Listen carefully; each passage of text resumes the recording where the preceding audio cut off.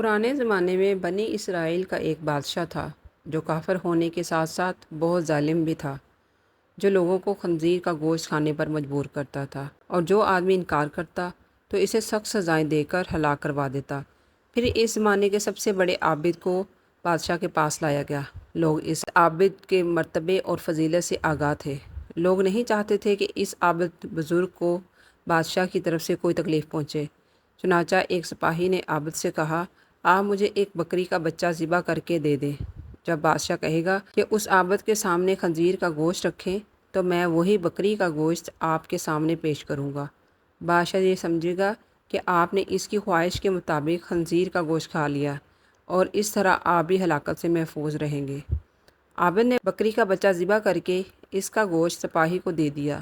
جب عابد کو بادشاہ کے سامنے لایا گیا تو بادشاہ نے حکم دیا کہ خنزیر کا گوشت لایا جائے۔ منصوبے کے مطابق تو اس سپاہی نے بکری کا گوشت عابد کو پیش کیا۔ بادشاہ نے کہا، میرے سامنے خنزیر کا گوشت کھاؤ۔ عابد نے کہا، میں ہرگز نہ کھاؤں گا۔ یہ سن کر سپاہی نے اشارے سے بتایا کہ یہ وہی بکرے کا گوشت ہے جو آپ نے دیا تھا، آپ بلا جھجک کھا لیں۔ لیکن عابد نے بادشاہ کے سامنے وہ گوشت کھانے سے انکار کر دیا۔ ظالم بادشاہ نے سپاہیوں کو حکم دیا کہ اسے قتل کر دیں۔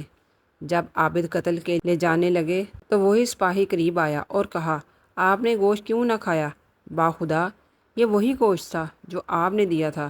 عابد نے کہا، ایسی کوئی بات نہیں، بلکہ میں اس بات سے ڈر گیا تھا کہ لوگ میری وجہ سے فتنہ میں مبتلا نہ ہو جائیں، کیونکہ جب بھی کسی کو خنزیر کا گوشت کھانے پر مجبور کیا جائے گا تو لوگ کہیں گے کہ فلاں عابد نے بھی تو مجبور ہو کر حرام گوشت کھا لیا تھا، لہٰذا ہم بھی کھا لیتے ہیں۔ اس طرح لوگ میری وجہ سے بہت بڑے فتنے میں مبتلا ہو جائیں گے، اور میں لوگوں کے لیے فتنہ ہرگز بنانا نہیں چاہتا ہوں۔